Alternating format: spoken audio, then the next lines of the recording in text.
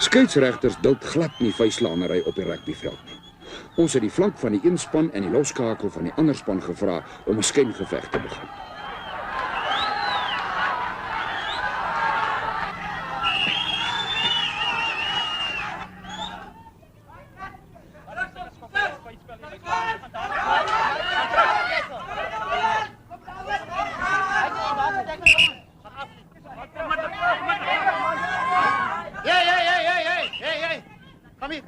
Kom hier. Wat maak jy? Hoekom jy aan die kant van die veld?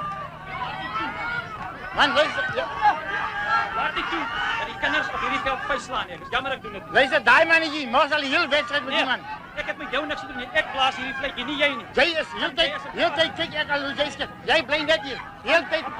As aanslaan en jy sien hom net, jy diskrimineer in die span. Nee, ek gaan nêrens in julle blaas skille man. Kyk, jy moet kyk met jou oë man. Nee, jou oë sit aan jou gat. Jy dra brand. Jy oë sit aan jou gat. Dit is nog veilig. Nou sê vir my oë sit in my gat. Ek laat nie my kind. Ek laat nie my kind hier sê.